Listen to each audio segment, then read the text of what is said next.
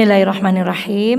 Yang kita hormati, yang kita cintai segenap pengurus rumah Ta'aruf Fatimatu Zahra, anak-anakku, adik-adikku, mbak dan mas yang insya Allah solih, lagi muslih, solihah, muslihah. Mari kita awali. Assalamualaikum warahmatullahi wabarakatuh. Alhamdulillahi rabbil alamin. Alhamdulillahilladzi la ya'til hasanata illa minhu. Asyhadu an la ilaha illallah wa asyhadu anna Muhammadan abduhu wa rasuluh. Allahumma salli ala Muhammad wa ali Muhammad kama sallaita ala Ibrahim wa ali Ibrahim innaka Hamidum Majid. Sehat semuanya anak-anakku? Alhamdulillah. Atas izin Allah, atas kasih sayang Allah, atas rahmat Allah, apapun yang kita rencanakan tidak mungkin terjadi kecuali Allah mengizinkan. Maka hari ini Allah menentukan kita untuk bertemu. Semoga Allah pun menakdirkan ketentuan yang baik. Pertemuan kita pagi hari ini membawa manfaat, utamanya untuk bicara dan untuk anak-anakku yang mendengarkan semuanya. Dan sebelum kita mulai, mari kita berkirim salawat, salam dan salawat kepada baginda Muhammad sallallahu alaihi wasallam, Nabi yang memberikan standar paling jelas. Sebaik laki-laki enggak disebutkan yang lain.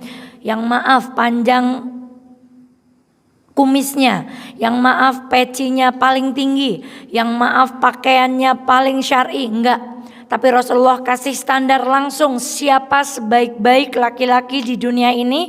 Rasulullah kemudian mengabarkan khairukum li ahli wa ana khairukum li ahli. Laki yang disebut paling baik, iya dia boleh hafal Al-Quran, iya dia boleh rajin ngaji, iya dia boleh rajin ke masjid. Tetapi ditambahi sama Rasulullah kalau dia adalah orang yang paling baik perlakuannya terhadap pasangan hidupnya. Oh, masih jomblo ya? Oh, Masya Allah. Lalu siapa perempuan yang paling baik?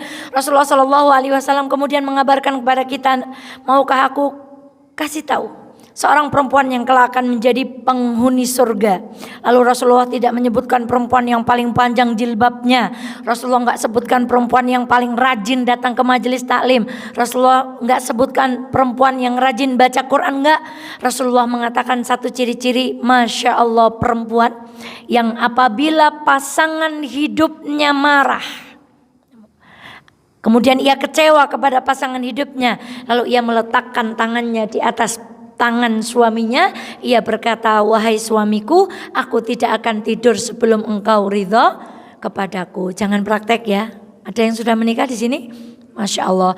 Maka semoga duduk emas dan mbak semuanya pagi hari ini menjadi wasilah untuk kita menjadi orang-orang yang dicintai oleh Allah dan Rasulnya.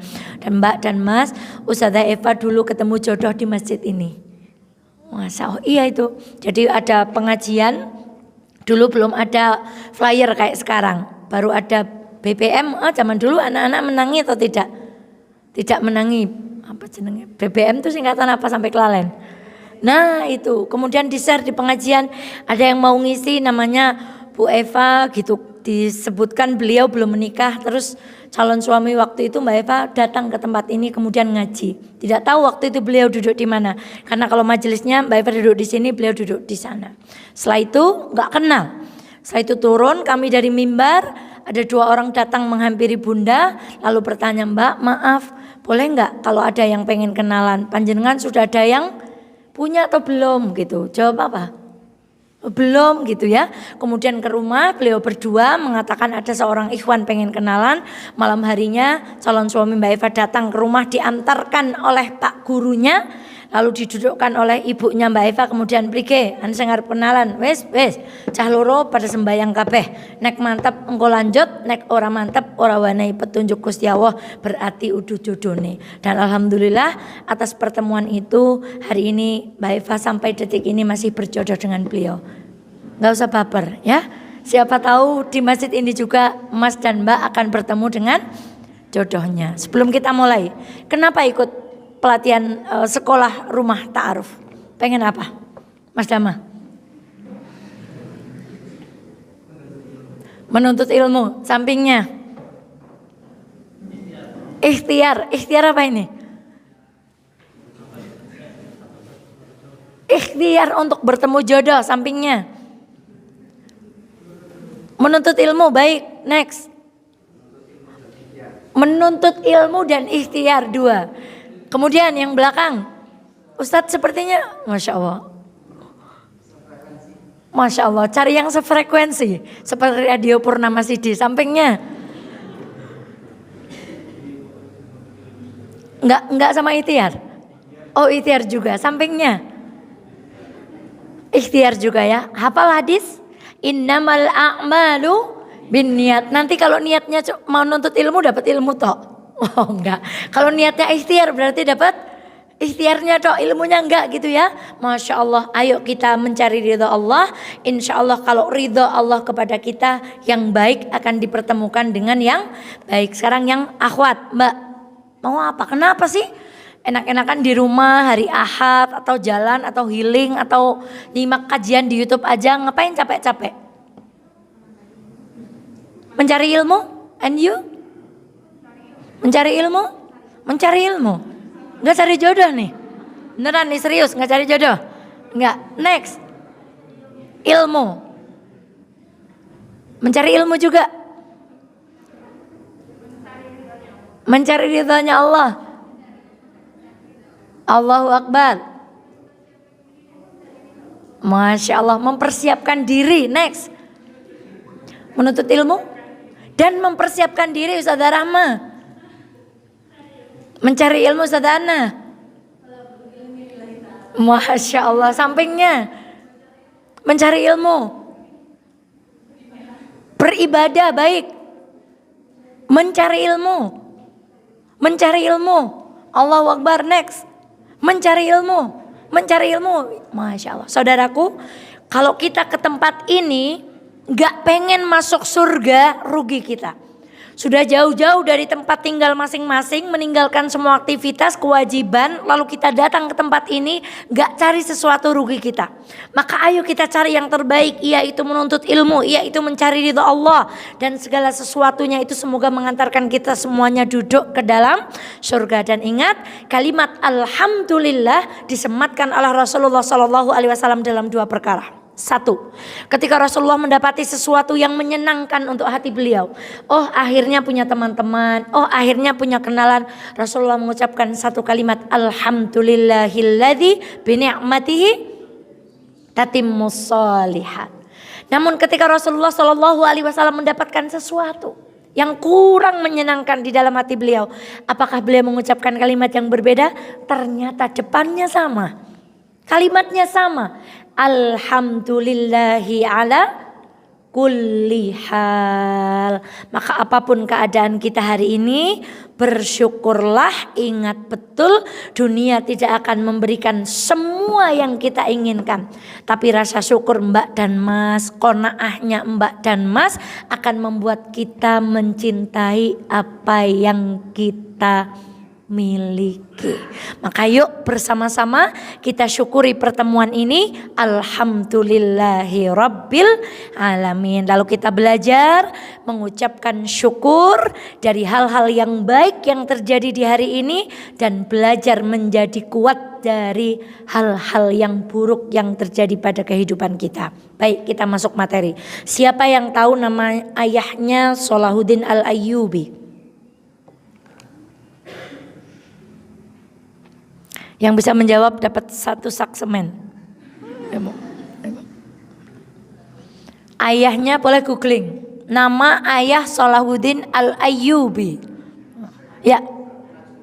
Allahu Akbar, tanpa googling ya. Masya Allah. Namanya Najmuddin Al-Ayyub. Siapa? Nah, mari kita tengok sejenak kisah tentang Najmuddin Al-Ayyub. Najmuddin Al-Ayyub kala itu menjadi raja. Beliau belum menikah. Lalu beliau berkata kepada menterinya, carikan aku jodoh, carikan aku jodoh. Menterinya datang. Wahai Najmuddin Al-Ayyub, dengan siapa engkau hendak kami jodohkan? Maukah engkau menikah dengan putri penguasa Tikrit? Maukah engkau menikah dengan putri penguasa Fulana?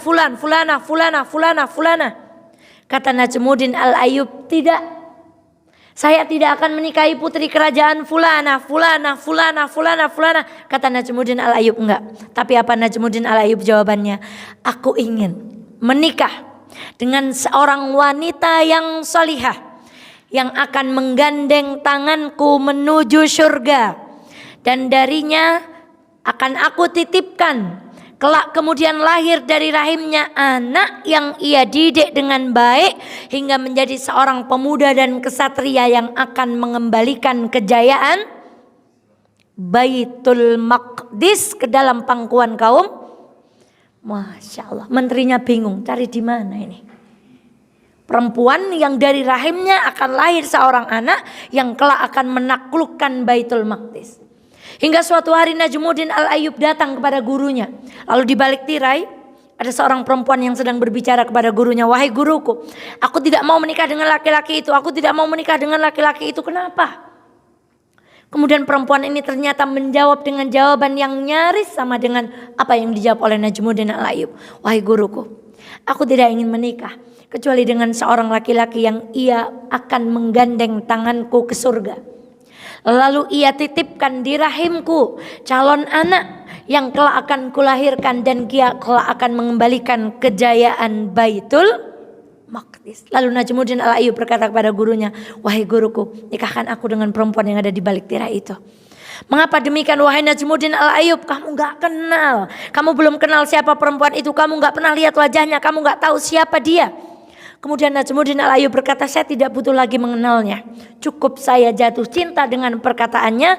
Menikahlah mereka berdua dan lahirlah seorang panglima besar Islam bernama Salahuddin Al-Ayyub. Bentengnya, masjidnya, qal'ah, tempat pertahanannya dan sejarah-sejarahnya sekarang rapi tertulis di satu negara bernama Mesir, di Kairo sana. Ada Masjid Salahuddin Al-Ayyub, ada benteng Salahuddin Al-Ayyub. Dia terlahir dari seorang pemuda, dari seorang pemudi yang punya cita-cita besar ketika mau menikah. Yang tertanam pertama, aku mau nikah, setelah nikah saya mau ngapain? Dan Najmuddin Al-Ayyub punya cita-cita ketika menikah, saya mau punya anak, yang anak itu akan menegakkan kejayaan Islam. Maka lihat, ketika ibunya Maryam mengandung, kemudian beliau berkata, inni nadartu ma fi batni muharrara. Wahai Allah, aku nadarkan bayi yang ada di perutku ini muharrara, kelak akan mengabdi kepadamu ya Allah. Ternyata lahirlah seorang perempuan. Inni sammaituha Maryam. Tadinya ibunya pengen lahirnya anak laki-laki karena beliau ingin jadikan anak laki-laki ini mengabdi kepada Baitul Maqdis. Ternyata yang lahir adalah seorang. Jadi adik-adik semuanya, teman-teman semuanya, hal yang pertama, ketika kita sekolah, ketika kita mencari ilmu tentang pernikahan, ketika kita mencari ilmu tentang jodoh, ketika kita mencari perempuan dengan kriteria, satu, kencengkan dulu niat sama Allah. Setelah menikah, apa yang akan aku lakukan? Kalau niatnya sudah besar seperti Najmuddin Al-Ayyub, maka jodoh yang akan didatangkan pun besar. Tapi kalau niatnya sing penting nyong ora jomblo maning, sing penting nyong, maka judul kajian kita hari ini apa? Jangan-jangan belum dibaca. Bukan tentang kapan menikah, tetapi iya, karena dengan siapa menikah kemudian kita akan menentukan cita-cita bun, mah, dek, cin, ayang, beb. Setelah menikah kita mau apa? Mau ngaji kah? Mau bangun masjid kah? Mau bangun pesantren kah? Mau ada rumah Quran kah? Kita mau ngabdi di pondok manakah?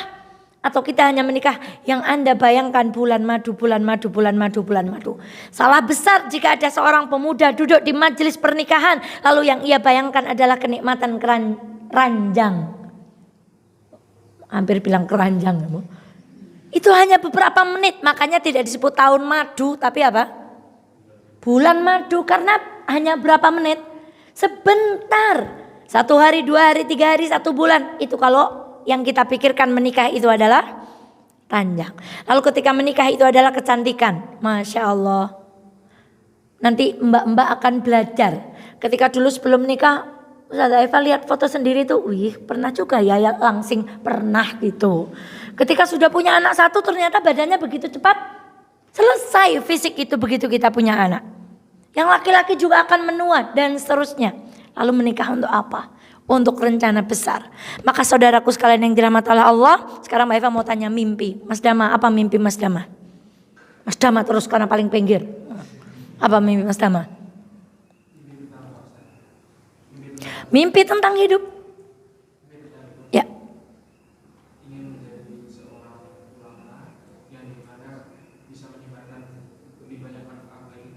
Masya Allah, pengen jadi ulama yang bisa menyebarkan manfaat lebih banyak buat umat. Yang paling belakang, mimpinya manfaat buat orang lain. Masya Allah. Anda ada pertanyaan, namanya siapa? Nama saya Eva, umur berapa? Sekian. 10 tahun yang akan datang Mbak sama Mas merencanakan diri mau jurah jadi apa? Yang lain siap-siap jawabannya.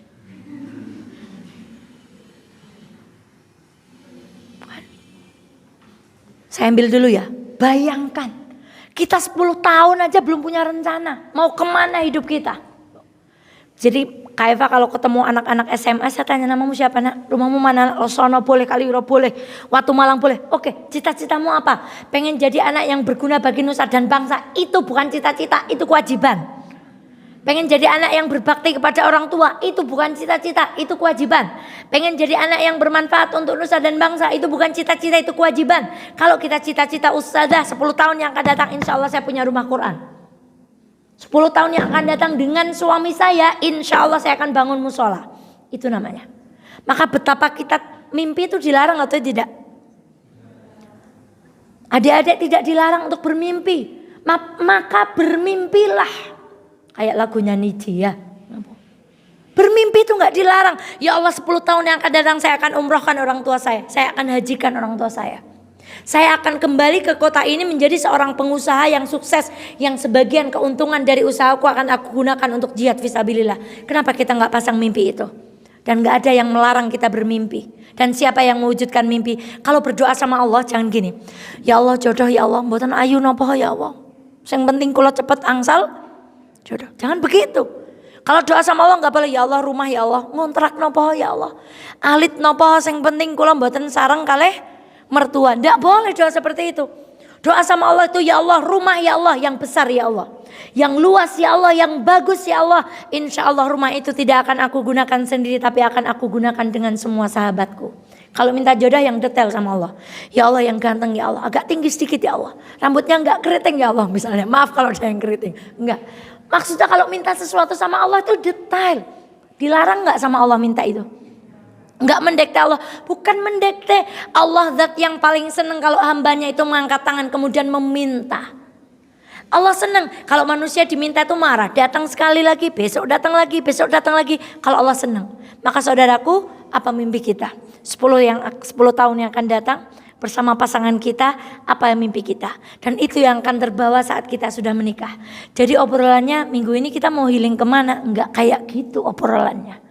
Tapi obrolannya, oh itu sekolah butuh ini, oh itu guru butuh ini, oh ini organisasi butuh ini, oh itu dakwah butuh ini, oh kemarin ada kristenisasi. Apa yang harus kita lakukan? Itu semuanya berawal dari mimpi. Gambar apa ini? Gambar peta. 10 tahun yang akan datang siapa yang pengen haji? Siapa yang pengen umroh? Coba angkat tangan yang tinggi. Siapa yang tadi malam berdoa minta haji dan umroh? Ya kan? Minta jodoh yang soli, minta rumah yang bagus, minta haji dan umroh. Siapa yang tadi malam berdoa minta itu? Gak berdoa, gak serius kita kalau minta sama Allah. Gak serius kita minta sama Allah. Kalau kita pengen haji, angkat tangan kita terus dan minta haji Allah, haji Allah, haji Allah.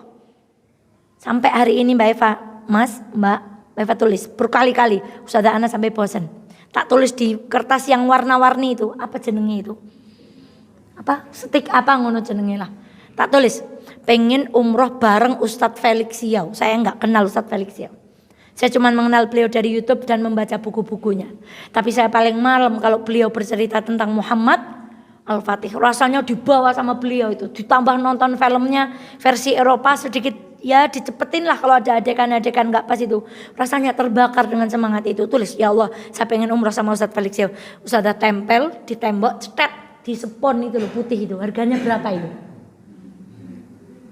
Itu satu. Yang kedua apa? Ya Allah saya pengen haji ya Allah. Insya Allah 2023 berangkat haji, saya tempel di situ. Cetet. Itu tak tempel. Ustadz Eva belum punya rumah. Kemudian Ustadz Eva gambar rumah besar, jangan gambar yang kecil. Kamarnya berapa ya? 6. Kenapa 6? Anaknya mau 6. Oh, ruang tamu sendiri, ya. Ruang perpustakaan, ya. Dapur. Belum ada uangnya buat bangun. Gambar dulu. Kemudian tempel di spon yang sama. Bismillahirrahmanirrahim, ya Allah. Proposal rumah, cetet. Di antara sekian banyak tempelan, banyak yang sudah mulai tercabut dikabulkan oleh Allah satu persatu. Itu mimpi. Anak-anak tidak pernah mimpi? Atau mimpi pengen ketemu Lee Min Ho?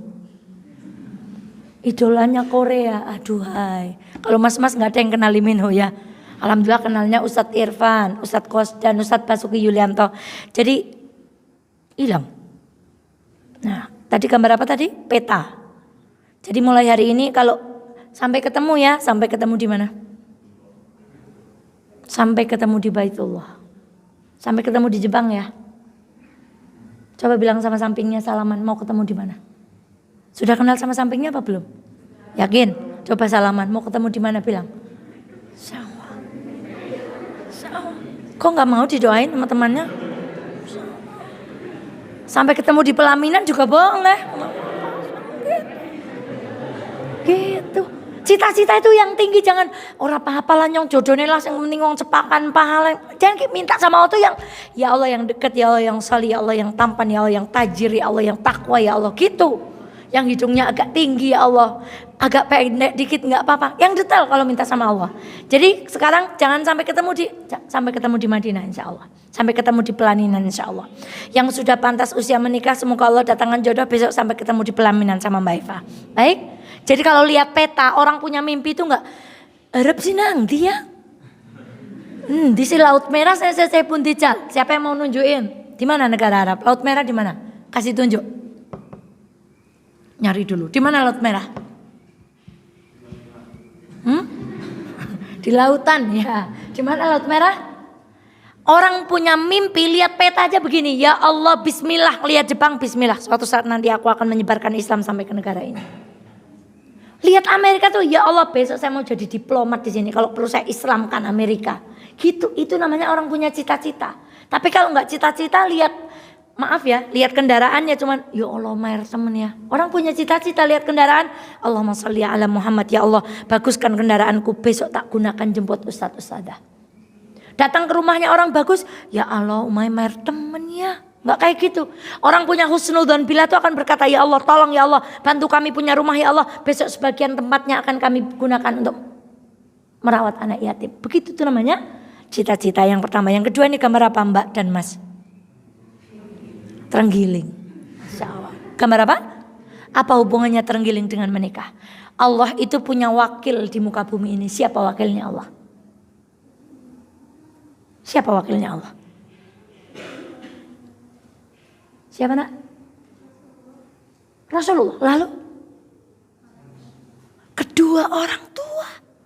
Makanya kalau Allah, ridha Allah tergantung kepada ridha. Simak cerita ini. Suatu hari sekelompok wisatawan datang ke negara Cina. Di sana ada satu restoran yang menyajikan daging terenggiling. Mbak dan Mas bayangkan, itu cangkang kerasnya bukan main. Gimana caranya ngambil daging terenggiling dari dalam cangkang yang super keras ini? Datang wisatawan ini berkata kepada pemilik restoran, Pak, gimana caranya mengambil daging terenggiling itu? Padahal terenggiling ini teramat keras. Lalu dengan bangganya pemilik restoran ini berkata, Pak, kami sudah punya metodenya. Akan kami jepit terenggiling itu di atas penjepit besi. Lalu akan kami panggang ia di atas bara api. Nanti kalau dia kesakitan dia akan meluruskan badannya. Lalu kami congkel cangkangnya. Setelah itu kami ambil dagingnya. Oke, kalau begitu saya pilih terenggiling yang paling gemuk ini. Dipilih terenggiling yang paling gemuk, dicepet sama pemilik restoran ini.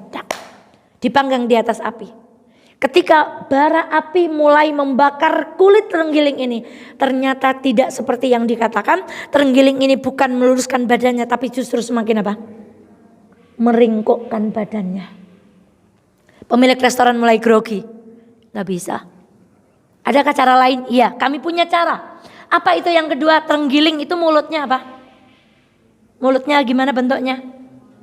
Moncong. Makanya yang suka senyum, suka nyapa. Sama yang tua hormat, sama yang kecil sayang. Kalau mulutnya gak pernah senyum, moncong, mirip apa? Nah gitu. Cara yang kedua, akan kami hantamkan si moncong terenggiling itu pada tembok. Nanti kalau dia kesakitan dia akan meluruskan badannya. Digunakan metode yang kedua, enggak juga meluruskan badannya. Lalu pada wisatawan yang datang ini mulai iba, udahlah jangan disiksa, kita ganti terenggiling yang lain aja. Udah yang ini gak apa-apa yang kecil. Sudah selesai mereka makan, rasa penasaran mereka gak habis sama terenggiling yang melingkarkan badannya itu. Datang mereka, diamati terenggiling ini, yang gemuk tadi itu. Ternyata saudaraku, perlahan-lahan terenggiling ini meluruskan badannya. Lalu keluar dari perutnya butiran-butiran kecil. Tanda bahwa terenggiling itu baru saja melahirkan anak-anaknya. Anak-anakku, Mas Mbak. Kenapa terenggiling ini tadi tidak mau meluruskan badannya? Why? Siapa yang dia lindungi? Anaknya. Kenapa ketika dihantam, mulutnya dihantamkan kepada tembok, rasa sakit merasuk ke dalam badan terenggiling ini dengan rasa sakit yang luar biasa. Ia juga tidak mau menyerah. Siapa yang ia lindungi? Anak-anaknya. Ada seorang bapak ibu yang punggungnya kalau jam segini kepanasan matahari, terbakar pulang kena panas matahari, menghasilkan sekian rupiah. Untuk siapa? Untuk kuliah Mas dan Mbak semuanya. Mungkin di antara orang tua kita ada yang bekerja di instansi, ada yang kerja bekerja di rumahnya orang, dimintai tolong orang, maaf lagi disuruh-suruh orang. Kemana uang ketika dihasilkan? Enggak lain, enggak bukan kecuali untuk Mas semuanya hidup dengan layak, untuk kuliah. Lalu kita kuliahnya ngawur, lalu kita hidupnya ngawur, lalu kita hidupnya enggak punya mimpi, enggak punya cita-cita, mau kayak Mas dan Mbak yang seperti yang lainnya. Cita-citanya pengen apa? Pengen nempel foto artis Korea. Di mana kasih sayang kita kepada dua orang yang ia menjadi wakilnya Allah? Jodoh yang baik akan datang ketika Mas dan Mbak sudah mendapatkan ridho orang tua. Maka mestinya tadi berangkat ke sini ya, Bunda, Bapak, Ibu, doakan kakak, doakan Mbak mau sekolah dapat ilmu yang taat, besok dijodohkan dengan laki-laki yang solih, besok dijodohkan dengan perempuan yang solih. Kita tuh boleh aja sekolah mau S2, mau S3, mau apa, kita mau hafal apa boleh. Tapi kalau orang tua nggak ridho, zong semuanya, coret. Mbak mau punya kemampuan apa, teknologi apa, kompor apa, orang tua nggak ridho, zong. Maka untuk apa kita sekolah kayak gini, belajar ilmu dari kemarin, datang berapa episode, sampai hari ini nggak minta ridho orang tua, ada salah langkah di dalam kehidupan kita. Maka anak-anakku, tidak ada prestasi yang terbesar dari seorang anak kecuali membahagiakan kedua orang tua. Apa orang tua kita hari ini minta uang? Enggak. Minta dibelikan kendaraan? Enggak. Anak-anak bangun, sholatnya bagus, ngajinya bagus, bergaulnya bagus. Itu hadiah terbaik buat orang-orang tua kita. Maka saudaraku, setelah mimpi tadi apa? Minta ridho orang tua. Slide yang ketiga dibaca bersama. Yang baik bertemu dengan yang baik. At-tayyibuna lit-tayyibat wal, lanjutnya khabithuna lil khabithat. Kenapa kita ikut sekolah ini? Karena kita tahu janjinya Allah. Orang baik ketemunya sama orang baik, orang jelek ketemunya sama orang jelek. Kecuali ada orang baik maksain diri untuk bertemu dengan yang gak baik. Allah gak pernah mengingkari janjinya. Orang baik mesti ketemu sama yang baik. Cewek yang baik-baik, dia ahli ilmu, dia ahli ibadah akan dipertemukan oleh Allah. Kecuali cewek yang ngeyel sama ketentuan Allah, gak mau pakai kriterianya Rasulullah ketika mencari jodoh. Maka saudaraku, kenapa kita duduk di sini? Kita sedang berusaha menjadi pribadi yang baik. Lebih baik dari siapa? Bukan berlomba lebih baik dari orang lain. No. Berlomba dari diri kita, lebih baik dari diri kita kapan? Kemarin, tadi pagi wes. Hari ini siapa yang sudah baca buku? Angkat tangan. Masya Allah. Siapa yang hari ini sudah baca Quran? Alhamdulillah. Siapa yang hari ini sudah pamit sama orang tua tadi ketika berangkat? Anak yang kelalen atau pamit pada suami yang sudah bersuami? Ini namanya kita memantaskan diri untuk baik. Kenapa? Supaya yang baik itu ketemu sama yang baik. Maka minta jodoh ketemu sama Allah di masjid, ketemu sama Allah di majelis taklim, ketemu sama Allah di tempat-tempat yang terhormat.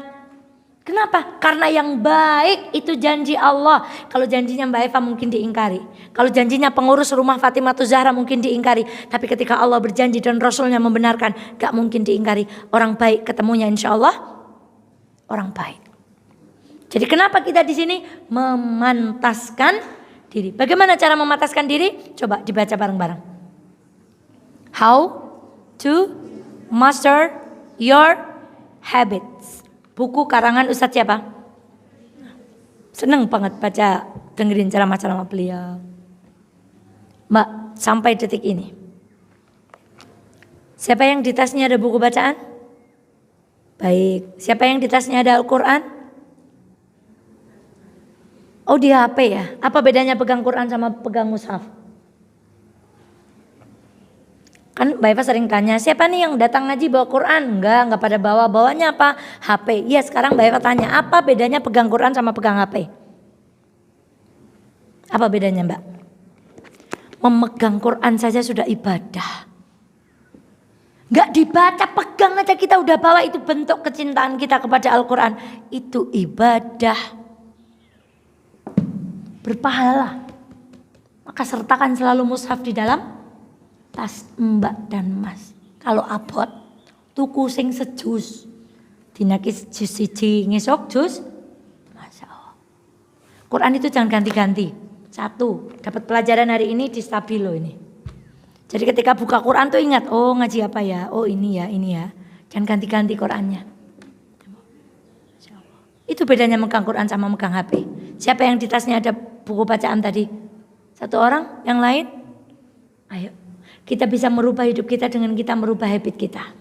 Apa ayat yang pertama turun kepada umat Islam? Namanya surat Al-Alaq. Bunyinya Iqra. Apa artinya? Ya. Lalu apa yang kita lakukan terhadap ayat ini? 0. Minat baca kita 0. Makanan aku. Di antara habit yang harus dirubah, ayo kita kembalikan kejayaan Islam dengan kita banyak-banyak apa? Baca, bawa. Maka kalau ada IPM bunyinya nun wal qalami wama. Ciri khas anak muda itu nun wal qalami wama yasturun. Meskipun itu tafsirnya iya tentang Lauhil Mahfud, tentang kitab takdir. Ciri khas anak muda itu apa? Bawa pulpen sama bawa buku. Kalau kemana-mana bawa HP itu ciri khasnya sales. Do you know? Pesan apa Mbak? Oke. Berapa pieces? Oke. Tulis. Itu ciri khasnya.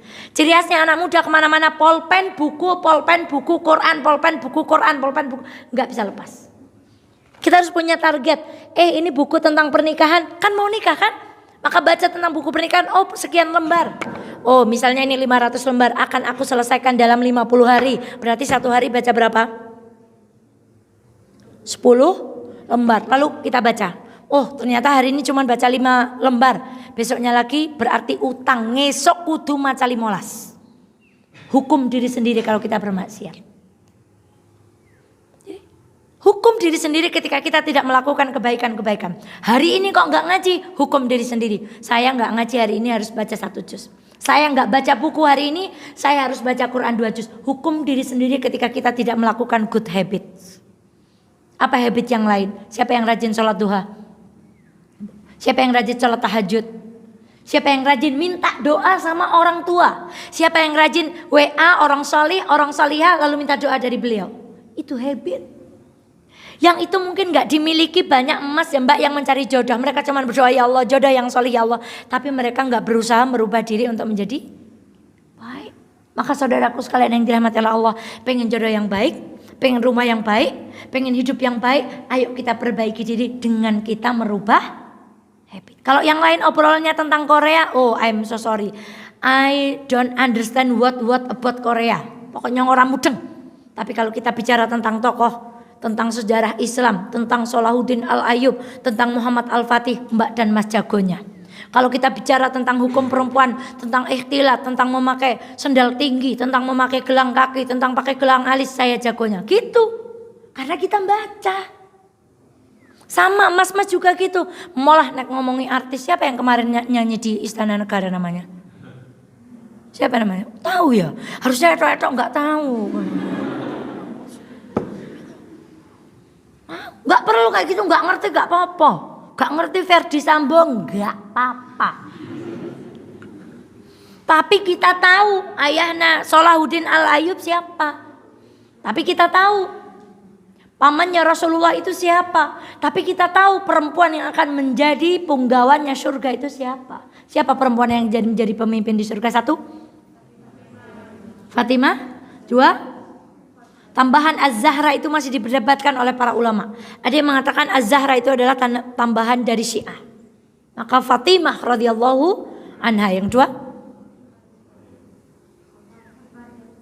Maryam. 3, Khadijah. 4, Asia atau Aisyah? Sudahkah mbak-mbak baca 4 perempuan ini? Kisahnya. Kalau disuruh menceritakan, awas, railing ya. Tak acak ini yang ditanya. Siap-siap jawab. Ustazah Ana, siapa Khadijah yang paling berkesan di hati dan pikiran Ustazah Ana? Siapa itu Khadijah?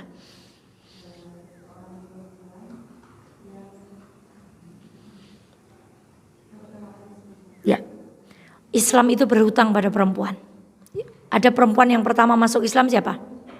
Harta yang digunakan untuk berjihad di jalan Islam, hartanya siapa mas? Hartanya perempuan. Perempuan yang pertama syahid namanya siapa mas? Sumayyah, perempuan. Sekarang ada perempuan yang lari dari Safa ke Marwah, tak 7 kali. Lalu sekarang melahirkan peradaban, itu Arab Saudi. Orang berhaji ribuan jutaan, pahalanya mengalir kepada perempuan itu. Siapa perempuan itu? Hajar. Jadi perempuan itu dulu menjadi pelaku sejarah, jadi subjek. Tapi sekarang perempuan jadi objek. Kalau ada iklan cat yang diiklanin siapa? Perempuan. Ada iklan oli yang diiklanin siapa? Perempuan. Ada iklan sabun yang diiklanin siapa? Lah iklan rokok yang diiklanin siapa? Jadi perempuan sekarang menjadi objek. Dan objek itu rata-rata ke fisik. Kalau kulitnya cantik mesti jadi objek. Nanti kalau kulitnya keriput sudah nggak laku lagi buat iklan. Maka jangan mau jadi perempuan objek. Kita harus jadi subjek buat sejarah agama ini. Di Wonosobo mbak semuanya harus jadi subjek. Kita pelaku kebaikan. Jangan jadi objek. Kemarin Mbak Eva juga nonton karnaval. Masya Allah. Aduh jangan kepengen kayak gitu. Pakai baju yang begini. Lalu roknya. Aduh ya Allah astagfirullah. Tapi sayang tidak ada satu tema karnaval pun yang mengangkat Islam. Kemana orang Islam? Gak ada. Gak ada maket masjid, gak ada. Gak ada orang macak jadi pahlawan apa jadi Muhammad Al-Fatih kemudian bawa pedang. Pedangnya Muhammad Al-Fatih berapa meter? Pedangnya Muhammad Al-Fatih berapa panjangnya? Wah PR. Bawa pedang yang panjang. Kemudian dia gak ada. Adanya malah dari haleluya malah ada. Masya Allah. Siap pertanyaan lagi. Sekarang mas gantian enggak mas Dama. Ayo tak acak tergantung amal dan perbuatan. Mas yang pakai jaket J, apa yang terlintas di benak Anda ketika mendengar seorang perempuan bernama Fatimah?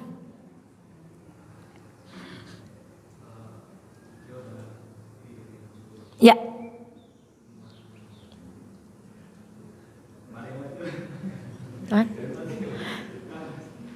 Astagfirullahaladzim. Ngaji itu singkatan dari yang mengosiji. Coba apa? Itu namanya ngaji itu yang mengosiji. Mbak Eva terus. Kalau ngaji sama Mbak Eva enggak ada kayak gitu. Tak takoni. Apa maneh sing wis kenal. Ayo selanjutnya siap-siap. Sekarang pertanyaan ketiga ke sini. Apa yang terlintas di benak Mbak ketika kita bicara tentang seorang perempuan bernama Asiyah bintu Muzahim? Ada yang ulang tahun hari ini? Ada yang tempat lahirnya hari ini? Oke, siapa yang rumahnya paling jauh? Gak ada yang ngaku ini. Mbak Dea, Asiyah bintu Muzahim, istrinya Fir'aun. Apa yang Mbak Dea pikirkan?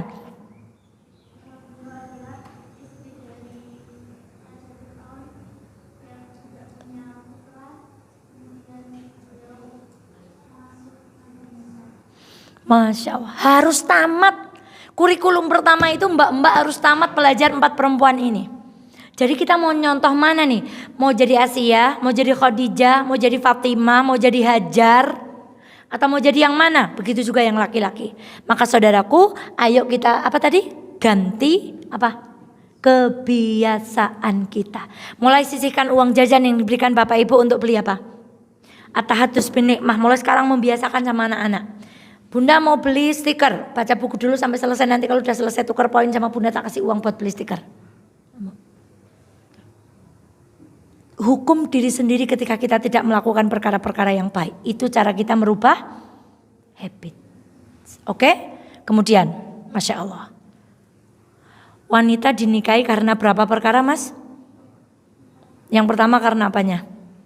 Hartanya. Kemudian karena nasabnya. Kemudian karena kenapa butuh yang cantik? Mau tidur ketemu dia, bangun tidur ketemu dia, di dapur ketemu dia, di kamar mandi, keluar kamar mandi ketemu dia lagi terus, maka kita butuh yang cantik, tapi masih koma. Kemudian maka pilihlah wanita yang memiliki agama. Kenapa agama nomor 4? Kok enggak nomor 1? Di koma sama Rasulullah. Jika tidak maka binasalah engkau. Jadi gak usah cari yang jauh-jauh. Nanti kita akan belajar sedikit sebagai penutup kajian kita ini 4 tahapan mencintai. Kalau udah cinta-cinta kayaknya pada seneng ini ya. Yang pertama, mencintai itu logika apa enggak logika? Cinta itu bisa dilogika atau tidak? Udah pernah merasakan cinta? Bagaimana? Cinta bisa dilogika atau tidak? Mas yang depan, nomor 2 dari, cinta bisa dilogika atau tidak? Ya.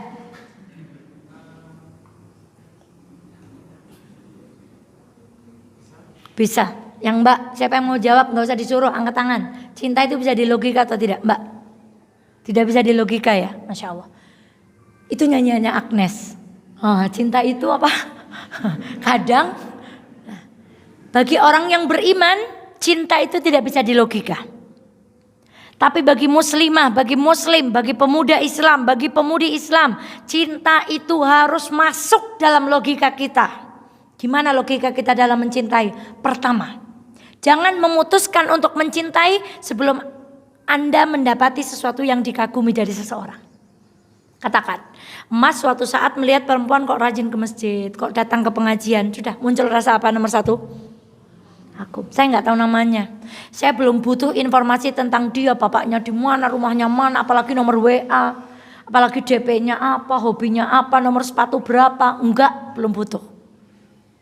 Kita cuma tahu itu. Oh, Masya Allah, ada seorang laki-laki, Masya Allah, suaranya bagus, baca Qur'annya tartil, wajahnya tampan, rumahnya manggisan, alumni SD Al-Azkiyah, sering ngimami di Al-Arqam. Siapakah dia? Udah tahu semua jawabannya kan? Nah, itu kecuali kalau Mas Dama semua orang udah tahu gitu kan? Tapi kalau belum, tahap yang pertama tuh Anda, Mas dan Mbak harus punya sesuatu. Kita kan punya mimpi tadi, saya pengen punya anak yang solih. Maka saya harus menyiapkan ibu juga yang kekaguman. Oh Masya Allah, kan gak mungkin kagum sama Mbak yang setiap hari maaf ke karaoke, kan enggak. Karena muslim punya standar. Saya kagum sama perempuan itu kok mesti datang ngaji loh, itu loh. Mesti datangnya pertama. Oh berarti kalau ngaji lihat-lihat ya. Enggak. Godul basar. Tapi kita lihat. Kan Islam bukan begitu. Boleh enggak sih Islam itu laki-laki berinteraksi dengan perempuan dalam Islam, boleh atau tidak? Boleh atau tidak? Boleh. Tapi ada aturannya. Maka kekaguman. Banyak orang belum tahu yang nomor 1 ini sudah memutuskan untuk mencintai. Pokoknya I love you. I don't care what, apa bahasa Inggrisnya. Kamu siapapun pokoknya aku gak peduli, yang penting I love you, titik. Orang belum tahu apa yang ia senangi. Karena untuk sakinah mawadah itu butuh kecenderungan, butuh kasih sayang. Saya itu setelah mengagumi timbul rasa apa? Saya kok kayaknya cenderung sama mbak ini loh. Jangan cari dulu tahu namanya. Belum perlu. Udah cenderung aja dulu. Ya Allah, saya kok hatinya cenderung. Setelah saya melihat beliau pakaiannya rapi, saya melihat beliau datang ke majelis talim, kok hati saya mulai cenderung pada beliau. Minta sama Allah. Setelah tahu hatinya cenderung minta sama Allah, dengan udah berpuasa, udah mencoba baca Quran, muncul dia lagi. Muncul dia lagi, muncul dia lagi. Baru setelah itu tahapan ketiga orang mencintai itu apa? Memutuskan untuk, baiklah kalau begitu minta petunjuk Allah, saya putuskan untuk mencinta. Ini banyak laki-laki muslim, belum nomor 1, belum nomor 2. Ini semuanya ada Allah dilibatkan. Ini udah langsung yang nomor 3. Yang penting kenalan, ketemu sekali, Masya Allah langsung jatuh cinta pada pandangan pertama. Itu hanya ada di laku. Aku ingin menua bersama, nggak ada menua bersama tanpa ilmu, tanpa sabar, nggak ada. Sehidup sesurga ya, nggak ada sehidup sesurga nggak pakai ilmu, nggak ada. Nggak ada sehidup sesurga kecuali kita pakai satu namanya ihtisaban. Ihtisab itu artinya apa? Man shoma ramadhana imanan wahtisaban. Apa arti ihtisab? Mengharap ridho. Gak ada menua bersama kecuali dalam menjalani kehidupan rumah tangga kita mengharap ridho Allah. Gak ada. Gak ada sehidup sesurga. Masya Allah. Kalau saya yang umurnya 70 tahun, aku pengen hidup 69,360 supaya 1 menit aku hidup. Gak ada 1 menit pun yang aku hidup gak ada kayak gitu tanpa ihtisab. Gak ada. Maka saudaraku sampai mana tadi? Tahapan yang ketiga apa? Memutuskan untuk mencintai. Banyak yang lompat-lompat, belum kenal, belum tahu keluarganya, belum tahu agamanya. Yang penting cinta, nikah, bubar. Sekali marah tolak. Istrinya juga nggak punya ilmu, pulangkan saja gitu ya. Karena nggak punya ilmu, dia langsung memutuskan sampai draft yang nomor 3. Pokoknya saya cinta.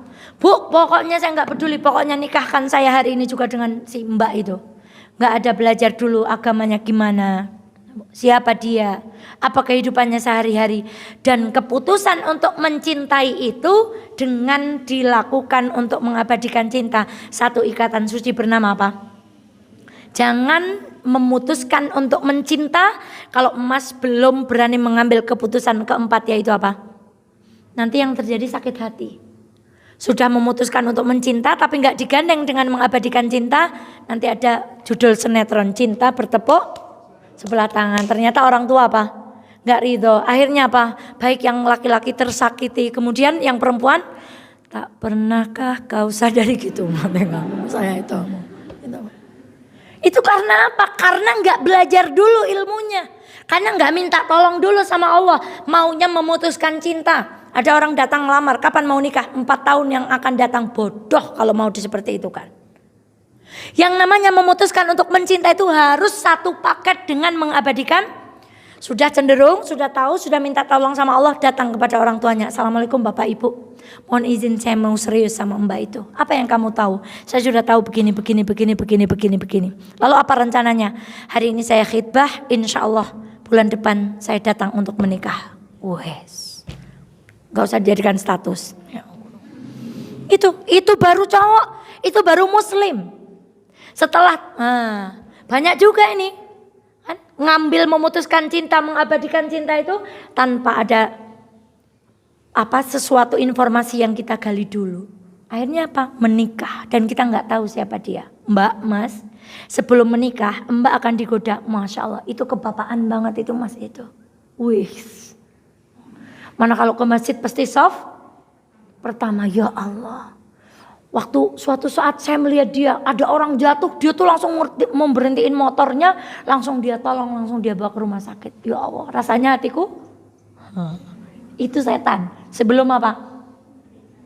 Oh dia tampan, oh ada apanya dikit, nggak penting, nggak masalah. Kata setan dia tetap ganteng, ada apanya juga, pokoknya tetap.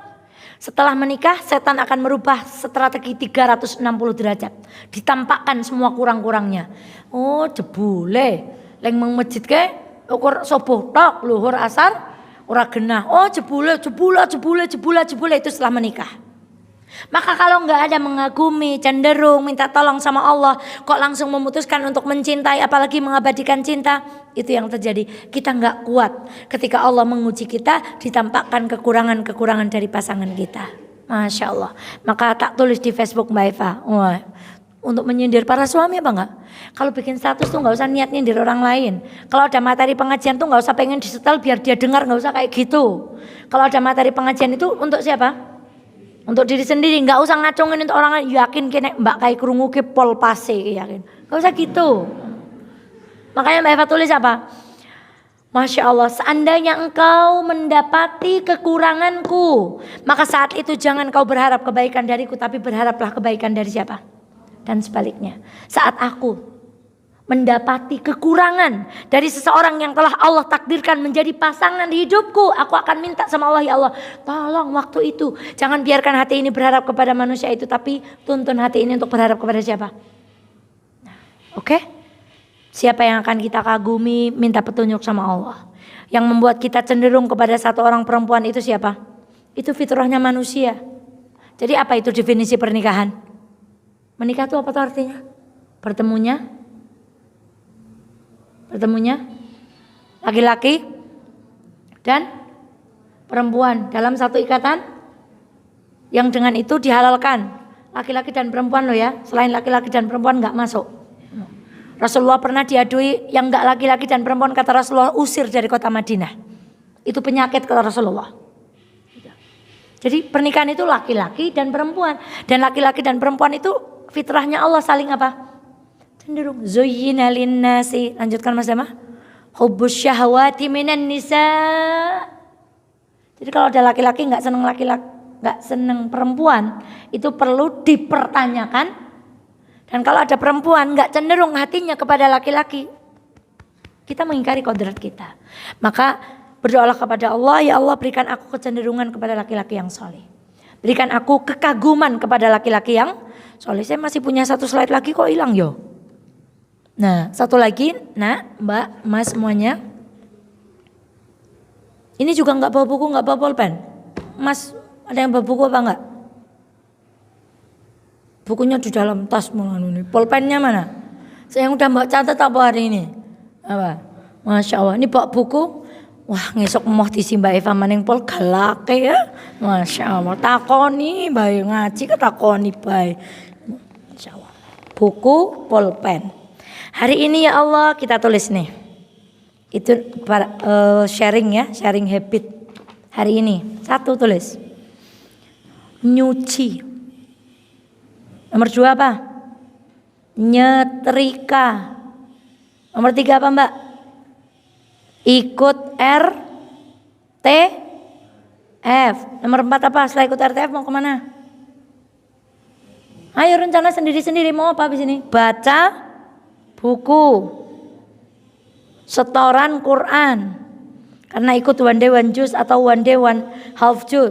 Sudah? Setelah itu malam hari sebelum tidur Anda coret yang sudah Anda lakukan. Alhamdulillah wis ngumbai. Nyetrika urung rampung ora kena coret. Belum baca buku enggak boleh coret. RTF berarti ikut, berarti diapakan? Coret, regedek. Besok lagi yang hari ini belum Emas dan Mbak lakukan, tulis lagi. Terus begitu hidup kita setiap hari itu tersistem, terencana. Hari ini mau sedekah, hari ini mau baca Quran, hari ini mau ke ibu, hari ini mau ke bude, hari ini mau ke dia, mau ketemu siapa, mau baca apa. Semuanya tersistem. Itu bagian dalam rangka kita merubah habit supaya kita dipantaskan oleh Allah menjadi orang yang baik. Semoga bertemunya juga. Nah, jadi maaf Mbak Eva nggak ngisi tentang walimah yang syar'i apa enggak, sudah jadi pribadi yang baik. Insya Allah Mbak Eva doakan yang di hadapan Mbak Eva besok dapat jodoh, yang laki-laki dapat yang solihah, yang perempuan dapat yang solih. Yang mau angkat tangan siapa? Enggak ditunjuk angkat tangan siapa? Tanpa ditunjuk mau angkat tangan, nanti baru tak kasih soal. Siapa mau? Enggak ada door prize pertanyaan siapa mau angkat tangan, enggak ada. Kalau Mbak Eva siapa yang mau angkat tangan nanti tak kasih soal. Ayo, siapa mau angkat tangan? Ding ding. Siapa mau angkat tangan? Coba bayangkan Ustazah Eva kalau ngajar di kelas kira-kira gimana? Oh, kono kas. Oh. Siapa mau angkat tangan? Mas, siapa mau angkat tangan? Siapa mau angkat tangan? Cuma masa nanti Om Jio, Mbak juga nggak ada yang angkat tangan. Ustazah Rahma ditunjuk angkat tangan. Ustazah Rahma, apa pelajaran dari pertemuan kita hari ini dan keseluruhan Ustazah Rahma ikut kegiatan ini, apa yang Ustazah Rahma dapatkan?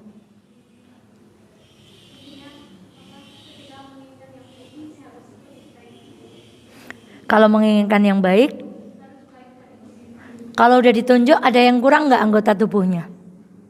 Ada yang kurang atau tidak? Nggak ada. Ada yang copot atau enggak? Kacamatanya jadi copot, jarumnya jadi enggak kan? Kenapa Mbak Mas suruh angkat tangan aja nggak mau, kenapa? Kenapa?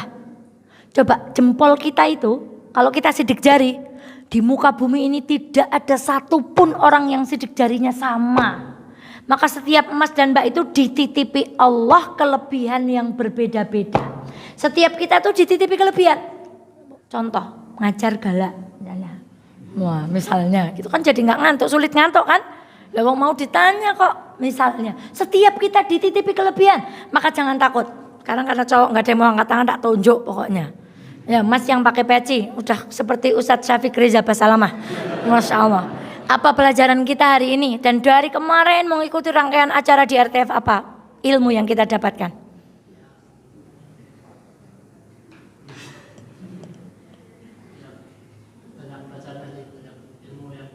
Apa itu diantaranya? Oh, jangan banyak jawab sama Ustazah Eva, tak kejar sampai detail. Apa itu diantaranya? Ya, nyontek dulu boleh.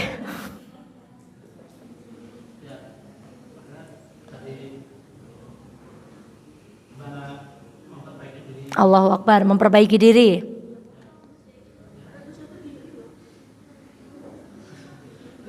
Mendadak lupa ya? Masya Allah, anak-anakku, kenapa kita butuh bawa buku, butuh bawa pulpen? Kita itu memorinya nggak seperti komputer ini, ya toh? Itu udah hilang toh? Kalau tak pencet lagi, balik lagi, nanti ada lagi, itu komputer. Tapi kalau kita nggak mencatat ilmu kita, selesai ngaji dari sini, nanti sampai rumah aja kadang sudah lupa. Maka bismillah, semoga Mbak dan Mas semuanya bisa Masya Allah mendapatkan kebaikan dari pertemuan kita hari ini. Doa dan Mbak Eva, semoga Mas dan Mbak dapat jodoh yang baik, solih, lagi muslih. Sampai ketemu di mana?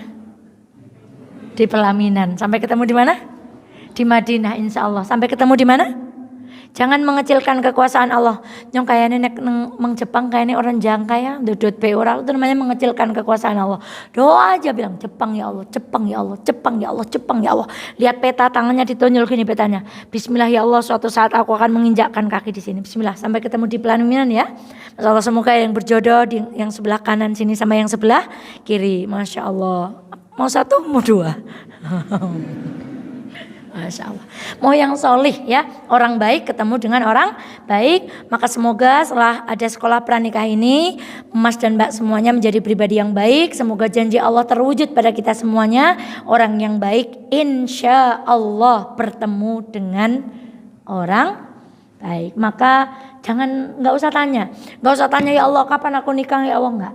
Pantaskan diri saja menjadi yang baik. Insya Allah Allah siapkan di sana yang baik. Terus gini. Doanya tuh sama Allah gini, ya Allah siapapun calon jodohku di sini, dia di belahan bumi manapun, siapapun calon mertuaku ya Allah, siapapun calon anakku, nikah aja belum, sudah ngomongin tentang anak, iya itu Najmuddin Al-Ayyub, itu istrinya Najmuddin Al-Ayyub, ya Allah siapapun calon suamiku, siapapun calon orang tuaku, siapapun calon anakku ya Allah, dimanapun engkau saat ini menggenggamnya, jaga ia dari melakukan hal-hal yang tidak baik.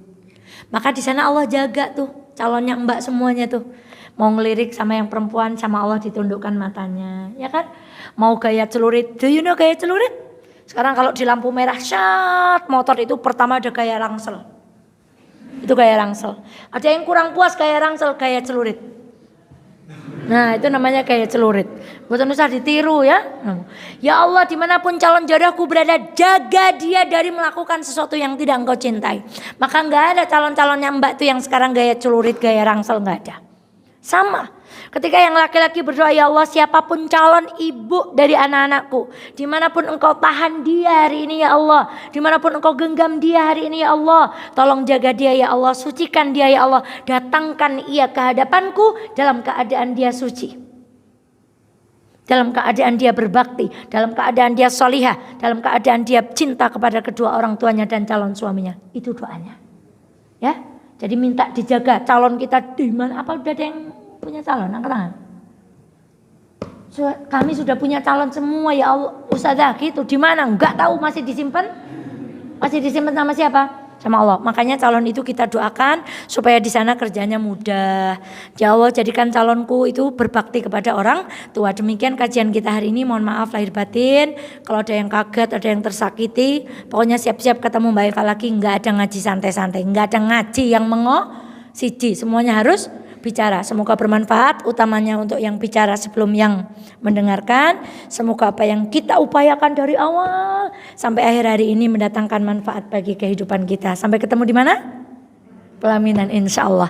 Demikian, astaghfirullah walakum, subhanakallahumma bihamdika, asyhadu alla ilaha illa anta astaghfiruka. Siapa tadi? Om Jion, nanti materi ini bisa kita share di grupnya Mas dan Mbak. Dalam bentuk PowerPoint nanti bisa di-share. Mbak Dea minta tolong ya. Saya akhiri. Assalamualaikum warahmatullahi wabarakatuh. Ada pembawa acaranya? Oh ya, baik, boleh.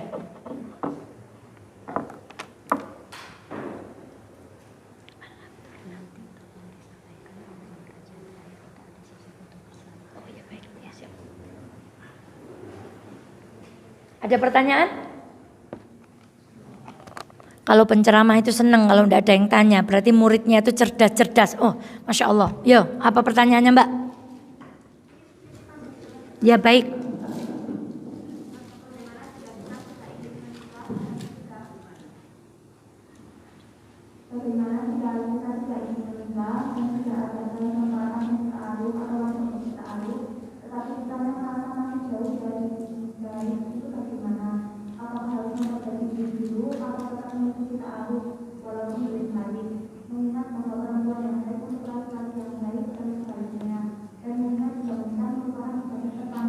Masya Allah, itu berarti yang bertanya sudah menyadari betul bahwa untuk mendapatkan yang baik dia harus baik. Ada satu kata-kata yang luar biasa. Kita tidak harus hebat untuk memulai, tapi kita harus memulai untuk menjadi hebat. Kita ulangi lagi. Enggak harus hebat untuk memulai, tapi kita harus memulai untuk menjadi. Enggak harus hari ini kita hafal Quran, kita tamat Sahih Bukhari Muslim, enggak harus kita hari ini, enggak. Tapi hari ini juga kita harus berazam, hari ini saya mau jadi laki-laki yang baik. Hari ini sholatku yang masih bolong bentong, entah itu terlambat, entah itu apa, hari ini akan aku perbaiki. Maka saudaraku, ada kesempatan ta'aruf, sudah kepengen menikah, ikut. Kemudian sembari mendaftar di rumah ta'aruf itu, sambil berazam saya akan memperbaiki diri. Dan itu tadi ya Mbak Eva, hukum diri sendiri kalau Anda tidak disiplin dengan apa komitmen Anda. Saya hari ini kok nggak baca Quran nih, saya hari ini kok nggak baca buku nih, saya hari ini kok nggak berbuat baik. Hukum diri sendiri, pilih hukumannya. Apa sekali saya melanggar, saya mau baca Al-Quran. Maka bismillah, tidak harus hebat untuk menjadi orang hebat, tetapi kita harus memulai untuk menjadi orang hebat. Jadi siapapun berhak. Dan sambil kita berazam, ayo kita memperbaiki diri. Yang belum bisa baca Quran, datangi guru-guru untuk ngaji Quran.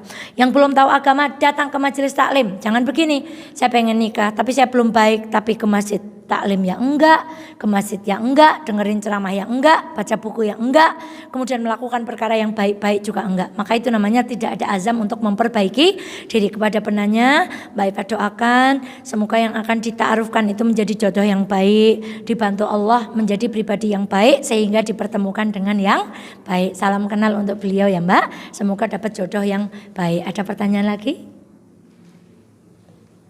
Mas, Mbak? Gak ada?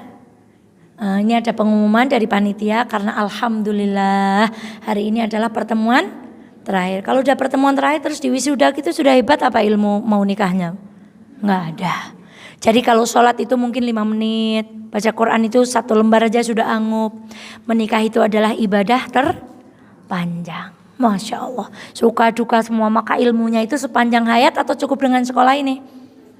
Sepanjang hayat kita belajar. Insya Allah nanti kita adakan sesi foto bersama dengan ibu-ibu dan bapak-bapak pembimbing di rumah Ta'aruf Fatimatu Zahra. Baik, monggo, ada pengumuman atau tidak? Oh sudah. Baik, mari kita tutup bersama dengan bacaan hamdalah. Alhamdulillahirabbil alamin. Kita lanjutkan dengan doa penutup majelis. Bismillahirrahmanirrahim. Subhanakallahumma wa bihamdika asyhadu an la ilaha illa anta astaghfiruka wa atubu ilaik. Walhamdulillahirabbil alamin. Kami akhiri lagi. Assalamualaikum warahmatullahi wabarakatuh.